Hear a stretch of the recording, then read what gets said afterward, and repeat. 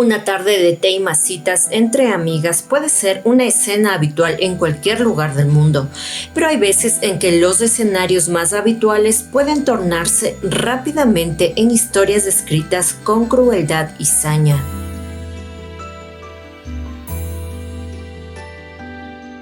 El 24 de marzo de 1979, el barrio porteño de Montserrat sería mudo testigo de esta realidad.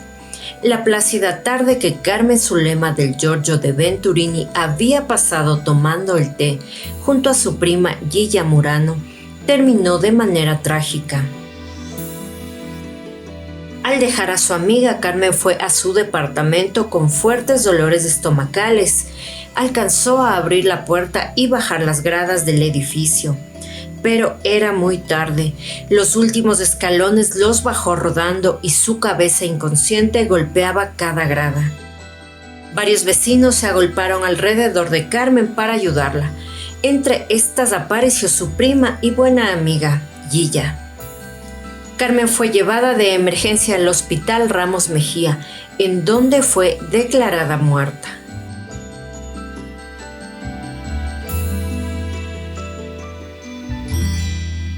Hola amigos, ¿cómo están? El día de hoy les quiero comentar que vamos a tener por primera vez aquí en el canal un caso de Argentina.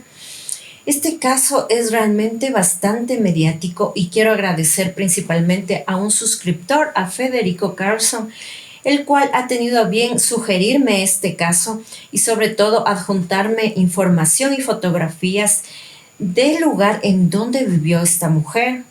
Si bien es cierto, ya se ha hablado mucho sobre el caso de Gilla Murano, aún hay gente que duda si ella fue culpable o no. Esto principalmente por su personalidad, que es bastante extrovertida, y ella también se dio bastante a conocer en los medios de comunicación, lo cual hizo que se gane bastante el afecto, el aprecio y la aprobación del público. Pero juzguen por ustedes mismos si es que Gilla fue realmente la verdadera envenenadora de Montserrat.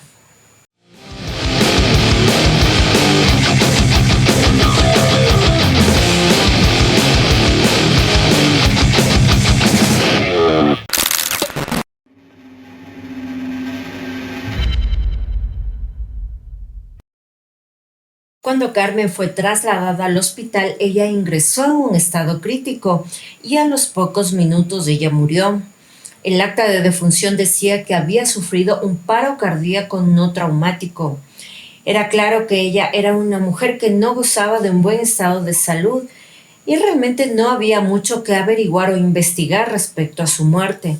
Pero todo esto cambió cuando su hija Diana Venturini se acercó a la comisaría para realizar una denuncia. Madre e hija tenían una muy buena relación y Carmen le contaba todo a su hija Diana. Entre muchas cosas le había contado que el día 27 de marzo tenía que cobrar un pagaré por una alta suma de dinero y ese pagaré había desaparecido. Diana también les contó a las autoridades que el departamento de su madre se encontraba con las cosas revueltas, como si alguien hubiese estado buscando algo. Por supuesto, en ese momento la causa de muerte cambió de ser natural a una muerte dudosa. Para empezar a indagar en lo que en realidad le había pasado a Carmen, en primera instancia se solicitó exhumar el cuerpo. Los hallazgos en el mismo fueron sorprendentes. En el estómago de Carmen no se encontraron solamente las masitas y el té que su amable prima Gilla le había brindado, sino también una importante cantidad de cianuro. La cantidad era como para acabar con 30 personas. Pero ¿quién querría acabar con la vida de una mujer inofensiva como Carmen? Su vida era tranquila y común. Era una mujer viuda y solitaria. Sus 2 hijas ya habían hecho su vida lejos del hogar. Tan siquiera tenía preocupaciones económicas, pues su difunto esposo trabajó toda su vida en una empresa petrolera y le dejó una importante suma de dinero. Los investigadores, al ahondar en la vida de Carmen, se dan cuenta de que su vida transcurría entre tardes de té, compras y espectáculos de teatro, en compañía de sus amigas. En especial solía salir con su prima Gilla, a quien de muy mala gana acompañaba a tardes de compras, porque a ella le fascinaban los vestidos, zapatos y joyas. Al indagar en el asunto de las finanzas que Diana les había contado a los agentes, ellos supieron que su prima Gilla le había propuesto a Carmen un negocio redondo.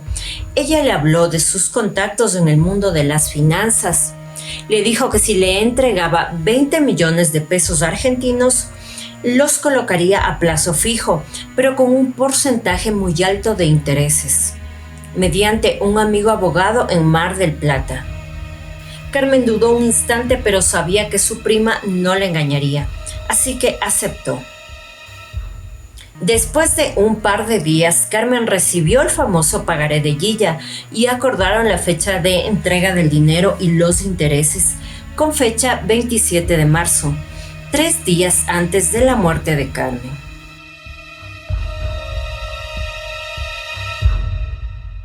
Entre todas las indagaciones que habían empezado a hacer, los agentes pudieron contactar con el portero del edificio en donde vivía Carmen. Este hombre se llamaba José González, y José les comenta que en realidad ese día pudo ver lo que le sucedió a Carmen y que la vio desplomarse afuera del edificio.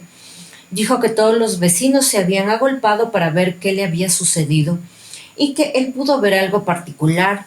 Dijo que había visto acercarse a una mujer alta, delgada, que estaba con bastantes joyas, estaba maquillada y muy bien peinada. Ella era la prima de Carmen, era Gilla Murano. Dijo que esta mujer llevaba en su mano una bandeja de estas famosas masitas y que ella se le había acercado específicamente para pedirle una copia de las llaves del departamento de Carmen. Dijo que esto lo hizo con la excusa de sacar una libreta de números telefónicos para poder contactarse con familiares y comentarles lo que le había sucedido a Carmen. José también comenta que al salir esta mujer del departamento llevaba entre sus manos un frasco pequeño y varios papeles.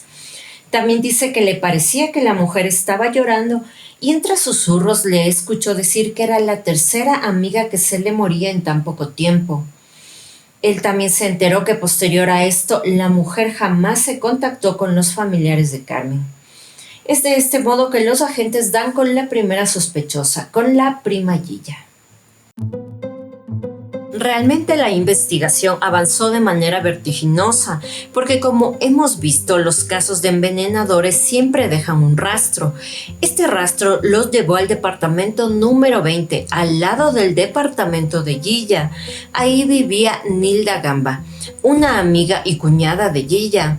Lo peculiar en este hallazgo fue que Nilda también había muerto solamente un mes atrás.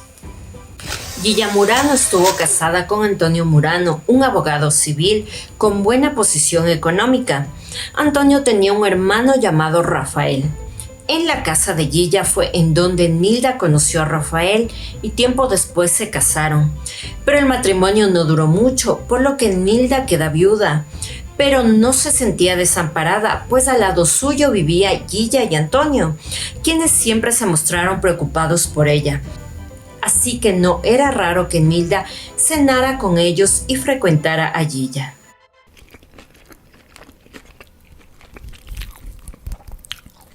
La noche del sábado 10 de febrero no fue la excepción. Nilda fue a cenar en la casa de Gilla y permaneció en el lugar hasta la 1 de la mañana, última vez en donde fue vista con vida. Al siguiente día, el portero del edificio se percata que la mujer no había recogido el diario de su puerta, cosa que hacía habitualmente. A él le pareció extraño, pero de todos modos no pensó en importunar a la viuda y se fue.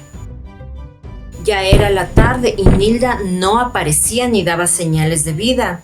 El portero, mucho más alarmado, golpea la puerta del departamento sin obtener respuesta.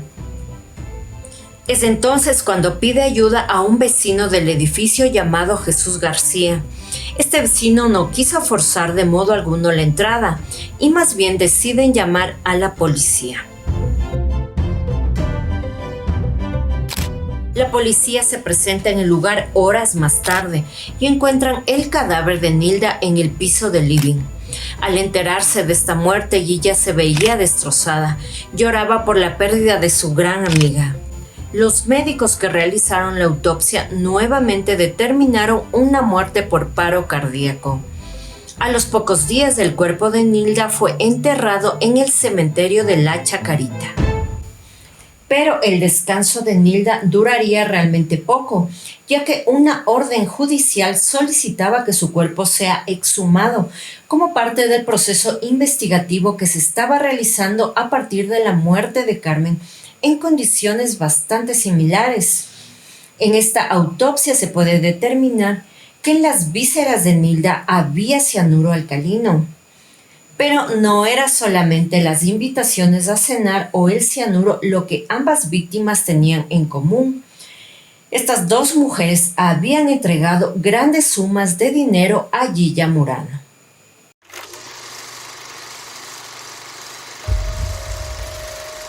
Indagando en la vida de Gilla Murano, se determinó que era una mujer casada con Antonio Murano.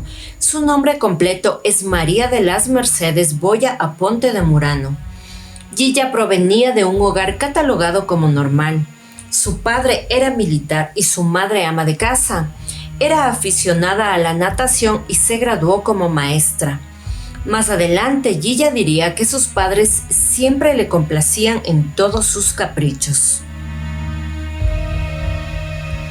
Entrando en la adultez, empezó a disfrutar de los lujos y placeres de la vida. Le encantaba fantasear ser una mujer adinerada y se veía a sí misma cubierta de joyas y perfumes caros. Se puede decir que tenía un gusto desmedido por la aristocracia.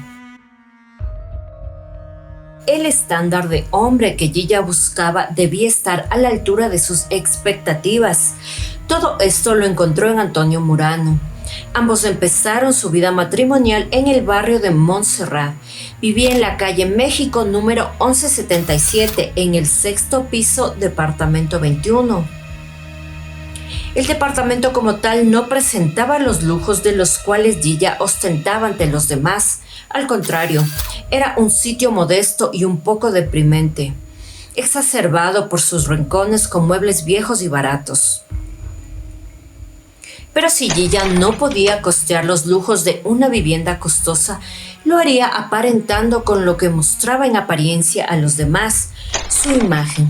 Continuamente se endeudaba para poder comprar ropa, zapatos y joyas. Gilla también forjó una personalidad falsa de mujer rica, comportándose arrogante y altanera. Su hogar no le generaba el placer que le daban las cosas materiales, o por qué no otros hombres. Gilla había intentado durante 13 años quedar embarazada, pero no lo lograba. Luego de todos esos años, al fin lo consiguió y tuvo a su hijo llamado Martín Murano. Pero este hijo tan anhelado diría años más tarde que su madre lo llevaba a visitar a sus amantes. Gilla solía decir que su esposo, más que amarla, la idolatraba. Cosa contraria pensaban sus vecinas, que la tachaban de sinvergüenza, porque también conocían sus enredos con varios amantes. Martín, con más edad, relataría cómo su madre lo llevaba a hostales. Recuerda que en una ocasión ella se registró con su amante como marido y mujer y a Martín como su hijo. Mientras su madre se quedaba en la habitación con el hombre, Martín era asignado a otro cuarto con una empleada doméstica. Pero Gilla alegaba que Martín no podía quejarse de que no era feliz, porque materialmente tenía todo lo que necesitaba y en exceso. La personalidad de Gilla siempre fue de una mujer altamente extrovertida, de pensamiento rápido y astuta. Martín la describe como alguien que se consideraba una estrella. Inclusive afirma que ella firmaba autógrafos porque se parecía físicamente a Juanita Martínez, la esposa del cómico José Marrone. Con ciertas debacles financieras, Gilla no podía parar de comprar y dejar que su vida de apariencias se viniera al piso. Así que ideó una manera que en su mente era perfecta para obtener dinero: estafar a sus amigas. Gilla había convencido a sus amigas de que era una experta inversionista financiera. Ella dijo que tomaría este dinero y lo colocaría en mesas de inversión, obteniendo hasta el doble del monto que a ellas le habían entregado. Una de sus amigas sí llegó a tener las ganancias, lo que generó en las demás la confianza de que el negocio era seguro. Ella también les extendía pagarés, por lo cual ellas también sentían la confianza de que el dinero iba a regresar a sus manos. Pero hasta cierto punto los plazos ya se habían acortado.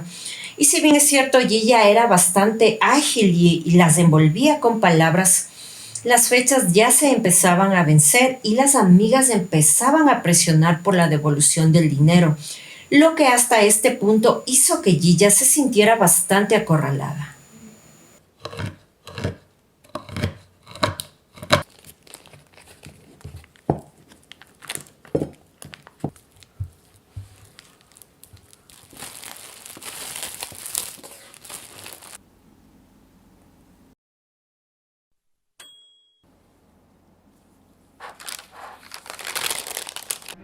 Las sospechas se inclinaban por las masitas que Gilla le servía a sus amigas junto al té, pues en las casas de las víctimas se encontraron varias de estas.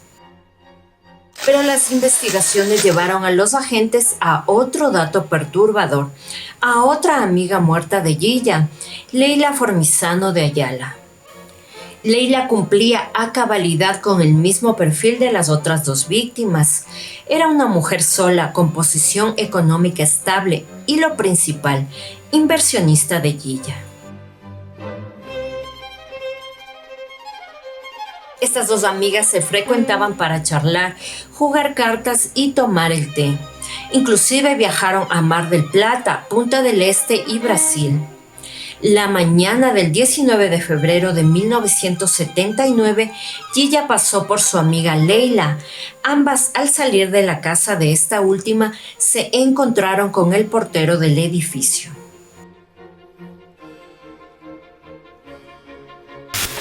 Ustedes recordarán que el talón de Aquiles de Ted Bundy eran los policías de tránsito. En el caso de Gilla, fueron los porteros de los edificios. Carlos Alberto Zamora era el portero. Él recuerda que ambas mujeres salieron juntas y horas más tarde Gilla regresó al edificio, pero estaba sola. Buscó al portero, pero no lo encontró. Encontró a su esposa, la señora Matilde Fuentes. A ella le preguntó si había visto a su amiga Leila. Matilde le dijo que por qué la buscaba si ellas habían salido juntas. Ahí es cuando Gilla le dice que era verdad que salieron juntas, pero que su amiga se había sentido mal y regresó a la casa. Gilla parecía fingir interés, pero luego le dijo que se retiraba para dejar que su amiga descanse. A las 9 de la noche, Gilla apareció nuevamente en el edificio de Leila y otra vez fingía buscarla. La misma mujer la atendió. La mujer le repitió que no la había visto y Gilla le dijo que si la ve le diga que había comprado entradas para el teatro para ella y sus amigos y se retiró. Nadie sospechaba que estaba tratando de hacerse de una coartada. 3 días había estado desaparecida Leila. Ante esto, los porteros trataron de ingresar al departamento con una copia de llaves, pero no pudieron. La policía logró entrar por un balcón continuo a su departamento. Cuando ellos entraron, encontraron el cuerpo sin vida de Leila Formizano, sentada en un sofá frente al televisor encendido. El acta de defunción decía lo mismo que en los otros casos: muerte por paro cardíaco. Ante toda la agitación que se había ocasionado por las consecutivas muertes, los familiares esperaban que al exhumar el cadáver de Leila se encontraran rastros de cianuro, y así fue. Con esta serie de muertes, las autoridades acudieron al departamento de Gilla Murano el 27 de abril de 1979. Ahí la detuvieron. Gilla no opuso resistencia ni indagó por qué la detenían. Solamente pidió colocarse un pullover, retocar su maquillaje y salió. Durante los interrogatorios, Gilla siempre se declaró inocente. Aseguraba que era algo ridículo que hubiese envenenado las masitas porque ella no sabía cocinar. Un argumento bastante débil, pues era fácil comprarlas hechas. También alegaba que a su prima le habían hecho respiración boca a boca y que si hubiese sido envenenada, la persona que la había ayudado se habría envenenado también.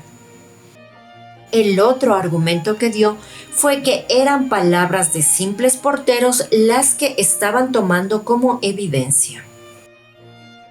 En cuanto al dinero, admitió que sus amigas le habían dado alrededor de $300,000, pero no dijo a ciencia cierta en dónde estaba este dinero y mucho menos manifestó su intención de devolverlo.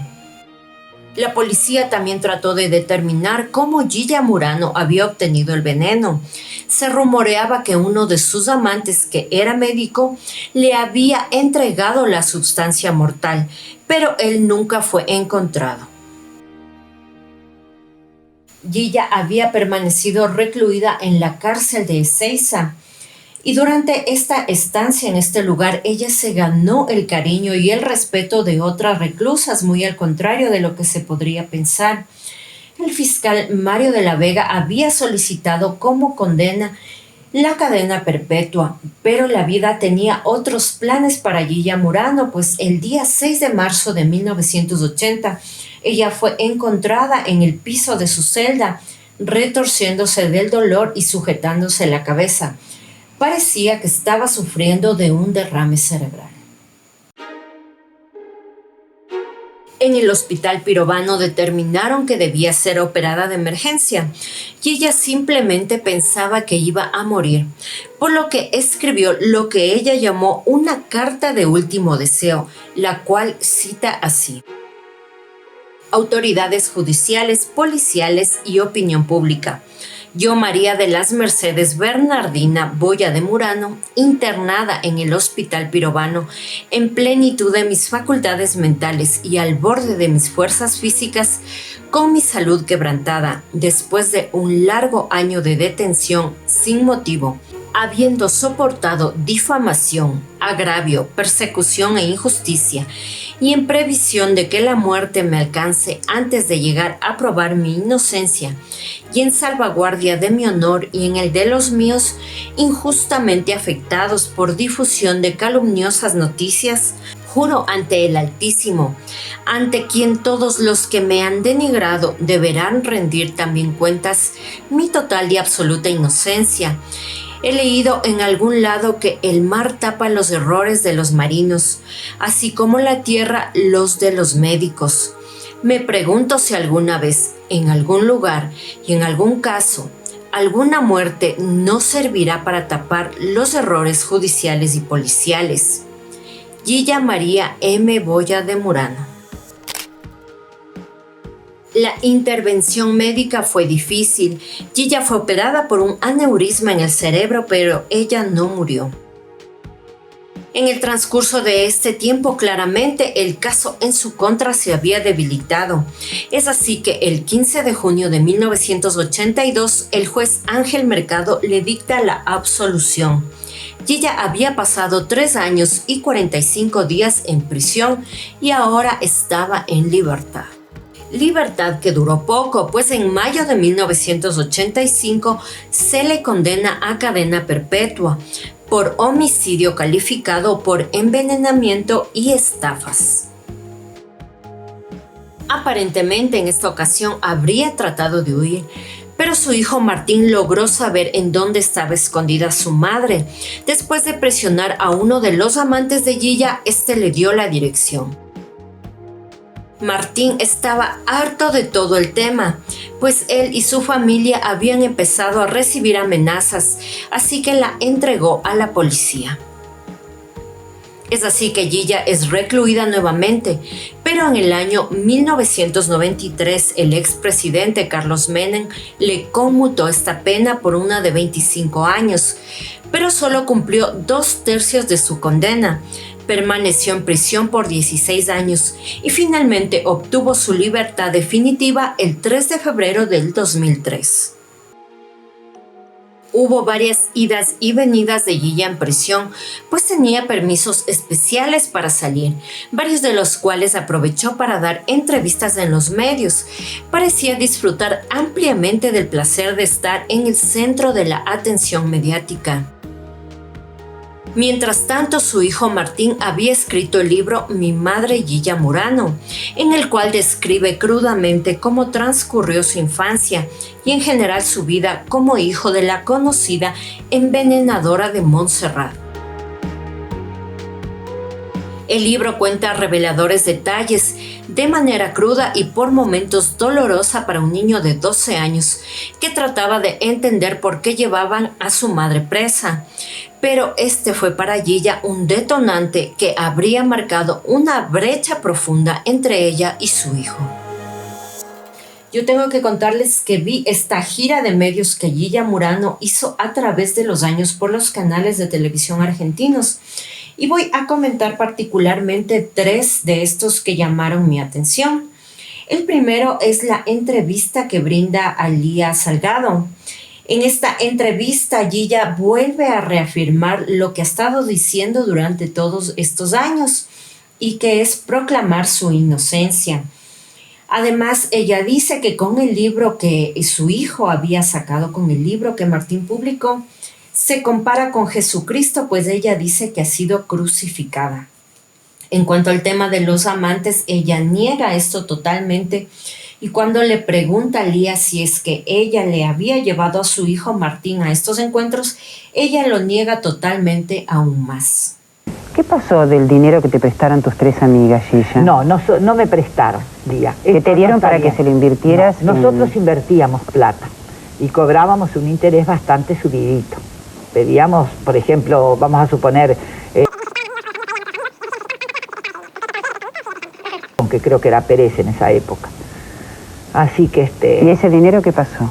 ¿Cómo que pasó? Claro, ustedes lo tenían, pero después que vos fuiste a la cárcel, ¿qué hiciste con ese dinero? ¿Cómo que hice con el dinero? Claro, no, cuando fui a la cárcel ya lógicamente que ya no lo tenía el dinero. Como a la cárcel no podés ir con dinero. ¿A quién quisiste más, Gilla, en tu vida? ¿A quién quise más? Primero puedo decirte mi madre, mi padre, quiero a mis hermanos. A tu hijo no lo mencionaste. ¿Eh? A tu hijo no lo mencionaste y a tu marido tampoco. En este momento no lo quiero mencionar a mi hijo. Algo a notar en esta entrevista es que cuando le hablan de su hijo, ella no derrama ni una sola lágrima. Y también se nota que ella permanece emocionalmente plana en todo momento. El segundo programa que llama poderosamente mi atención es una entrevista que Gilla dio a Mirta Legrand. Ha dado varias, pero me voy a referir a una en particular, pues después de que Gilla despotricó en contra de su hijo y viceversa, ellos en este programa se presentaron juntos. A lo largo de la entrevista, Gilla comenta de una reconciliación con su hijo, pero él no habla de lo mismo. Él dice que es un posible intento de reconciliación y no luce contento. Él está bastante serio e inclusive con un semblante de duda. Los panelistas, que son su madre, un periodista del crimen y por supuesto Mirta, inclusive llegaron a hacer bromas sobre los envenenamientos. El último programa, el cual es el que me despejó muchas dudas de cómo era realmente Gilla, fue el de Soledad Silveira. Tal vez porque Gilla ya está con una edad avanzada en esta entrevista. Varias de las cosas que siempre negó en esta charla las acepta sin empacho. Admite sus varios amoríos y que su esposo jamás se dio cuenta. Gilla también dice que sabe quién envenenó a su prima.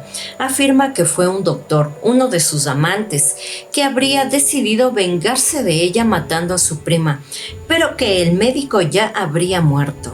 ¿Qué no hubieras querido hacer? ¿Por qué te tendrían que haber hecho un nudo? El puterío. ¿Por qué no tenía que haber sido una mujer tranquila en todo sentido? ¿Te gustaban mucho los varones? No, los varones me gustaban normalmente. No, como me dijiste por debajo, puta. Por eso te pregunté. Claro, sí. ¿Y qué vas a decir a una persona así? Yo diría reputa. O sea, que vos 160 machos, ¿vos qué vas a decir? Qué amorosa, qué rica. ¿Y qué vida hacías de noche? Yo iba mucho a los teatros, me encantaba. Pero ahí no hacías atorrantadas, como me dijiste recién. Al teatro había que hacer atorrontada. ¿Y dónde las hacían? Casi todos tenían sus casas. Iba a las casas. ¿Qué era lo que te divertía de eso? Obviamente, no cobrabas. No, tenía regalos. Ah, en esa época, claro, se acostumbraba mucho el regalo. Ah, sí. ¿Y qué te regalaban en ese momento? Y de todo. Pues tiene algunos como para soñar. Ahora viste que no nos regalan nada. No sabía que no regalaban nada. Y vos que sos linda, nada, pero entonces sos sonsa. Nada. No tengo nada alrededor mío que me hayan regalado. ¡Ay, qué sonsa! ¿Y vos siempre viviste en tu casa mientras llevabas esta vida? Siempre. ¿Con tu hijo? Con mi hijo y mi marido. ¿Y Murano se la bancaba, se daba cuenta de algo? Nunca se dio cuenta. Nunca. Jamás de los jamases. Podemos notar también cómo la mente de Guilla trabajaba de manera diferente. Por ejemplo, la prisión en la cual permaneció muchos años la describió como una casa de ambientes acogedores, que tenía una enorme habitación y una gran cocina, en donde pasaba su tiempo viendo televisión y escuchando la radio. Lo mismo pasó cuando describió al geriátrico en donde vivió sus últimos años, el cual dijo que se trataba de una especie de hotel de primera. Guilla, al momento de salir de prisión, no perdió el tiempo. Se casó 3 veces más. El matrimonio con su último esposo, Julio Banín, el cual era ciego, se terminó cuando la hija de Banín, llamada Elena, acusó a Guilla de haber intentado envenenarla con unos fideos con manteca. Además que había robado el dinero de su padre de una caja que él tenía. Ella dijo que había puesto recortes de papel en el lugar del dinero. Por otro lado, Martín Murano siempre ha mantenido la culpabilidad de su madre. Dice que en determinado momento ella se lo confesó. Le habría dicho que el veneno estaba en los saquitos de té. También dijo que inclusive a él lo habría intentado envenenar con un pedazo de pastel, el cual al último momento se lo arrebató de las manos y lo tiró a la basura. Martín también ha afirmado que Antonio Murano no era realmente su padre. Inclusive se sospechaba que era estéril y que Martín habría sido el fruto de una de sus aventuras. Es llamativo que muchas personas creen en la inocencia de Guilla Murano e inclusive ha pasado de ser una asesina a ser el ícono de una mujer graciosa y simpática que despertaba la aprobación de la gente por su sentido del humor y desparpajo. Algo que es, por decirlo menos, extraño. Pero no es extraño cuando sabemos cómo actúa la mente de un psicópata, de un narcisista o de un manipulador. Los envenenadores tienen un perfil psicológico en los cuales podemos ver rasgos como ser desafiantes a la autoridad, negativa a aceptar bases morales e impulso de matar para ganar algo. Vida matrimonial desafortunada, niñez en la que el perpetrador fue mal criado por sus padres o la polarización de un hogar infeliz. Tienden a convertir a las víctimas en objetos, sentimientos de que no han causado impresión en su vida. Además son soñadores y fantasiosos. Es también posible que tengan conexiones con el mundo médico. El público en general cree que el veneno es un arma de cobardes porque se administra sin emociones y sigilosamente, a menudo gradualmente durante un largo periodo de tiempo, o más cobarde y cruelmente en una sola y alta dosis. El veneno se administra en pleno conocimiento del sufrimiento y padecimiento que provocará a su víctima, por lo cual el público denigra a los envenenadores por su falta de piedad. En el caso de Guilla Murano, se sospecha que hubo 11 muertes en total. Pese a todo, Guilla no te convence, sino que te hace dudar.